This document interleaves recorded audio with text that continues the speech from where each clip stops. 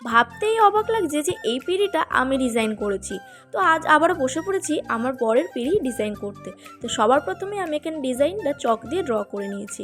তোমাদের দেখে হয়তো মনে হচ্ছে এটা আমি হয়তো অতটাই স্পিডে করেছি, বাট বিশ্বাস করো এটা করতে এতটা কষ্ট হয়েছে যে লিটারালি আমার কোমর হাত সব ব্যথা হয়ে গেছিলো। বাট স্টিল এটা আমি পুরোটা কমপ্লিট করেছিলাম। তো দেখতেই পাচ্ছ এখানে আমি একটা বরের মুকুটের ডিজাইনটা করছিলাম। আর দাঁড়াও এই ভিডিওতে তোমরা যদি কালকের মধ্যেই 200টা লাইক কমপ্লিট করে ফেলো, নেক্সট আমি একটা মিনি ছোট ঘর বানাবো, যেটার মধ্যে থাকবে বই, চেয়ার, টেবিল এবং অনেক কিছু সরঞ্জাম। তাই যদি সেই মিনি হোমটা দেখতে হয় বা মিনি ঘর দেখতে হয়, তাহলে কিন্তু ঝটপট 200 লাইক কমপ্লিট করে ফেলো। আর নেক্সট যার কমেন্টই ফার্স্ট আসবে আমি কিন্তু তার নাম সহ সে যেই ক্রাফটটা বানাতে বলবে আমি কিন্তু সেটাই বানাবো। তাই যদি সেই ক্রাফটটাও দেখতে হয় তাহলে সবার আগে ঝটপট কমেন্ট করে ফেলো তো। আর এই ভিডিওটা অনেক লেন্দি, তাই এর সেকেন্ড পার্ট খুব তাড়াতাড়ি আসবে। তাহলে সাবস্ক্রাইব করে দাও। বাই।